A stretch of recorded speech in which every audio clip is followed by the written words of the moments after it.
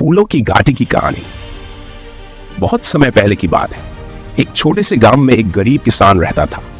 उसका नाम हरिलाल था। वह दिन रात मेहनत करता था, लेकिन फिर भी उसे सही से फसल नहीं मिलती थी।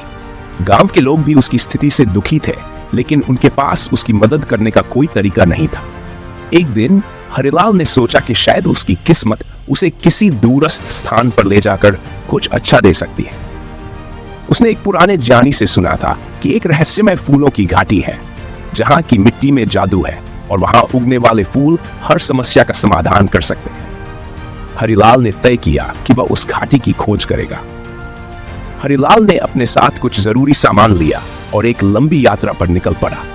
उसने कई पहाड़ों और जंगलों को पार किया। रास्ते में उसे कई कठिनाइयों का सामना करना पड़ा, लेकिन उसने हार नहीं मानी। कई दिनों की यात्रा के बाद वह आखिरकार उस घाटी में पहुंच गया। फूलों की घाटी सचमुच अद्भुत थी। वहां की हवा में एक मिठास थी और हर तरफ रंग बिरंगे फूल खिले हुए थे। घाटी के बीच में एक बड़ा सा पेड़ था और उसके नीचे एक तालाब था जिसमें नीला पानी चमक रहा था। हरिलाल ने देखा कि फूलों में से एक खास फूल निकल रहा था, जो कि सुनहरे रंग का था और उसकी खुशबू बहुत ही मनमोहक थी। हरिलाल ने समझा कि यही वह फूल है जिसे पाने के लिए उसने इतनी कठिन यात्रा की थी। उसने फूल को केयरफुली तोड़ा और अपने साथ ले लिया। उसके बाद उसने घाटी से बाहर निकलने का रास्ता खोजा।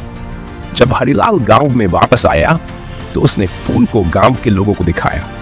लोगों ने देखा कि फूल की खुशबू से उनकी समस्याओं का हल निकल रहा था। हरिलाल ने फूल को गांव में बांट दिया और उसके जादू ने सबकी जिंदगी बदल दी। गरीब लोग अमीर बन गए, बीमार लोग स्वस्थ हो गए और गांव में खुशहाली लौट आई। हरिलाल की मेहनत और साहस ने न केवल उसकी बल्कि पूरे गांव की किस्मत बदल दी।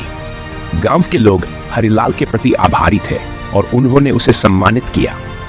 हरिलाल ने सबको यह सिखाया कि कठिनाइयों का सामना करने के बाद भी अगर हिम्मत न छोड़ी जाए तो कभी न कभी अच्छे परिणाम मिलते हैं। फूलों की घाटी की जादू ने सबकी जिंदगी में खुशहाली और समृद्धि लाकर सबको यह संदेश दिया कि सच्ची मेहनत और समर्पण से हम किसी भी मुश्किल को पार कर सकते हैं।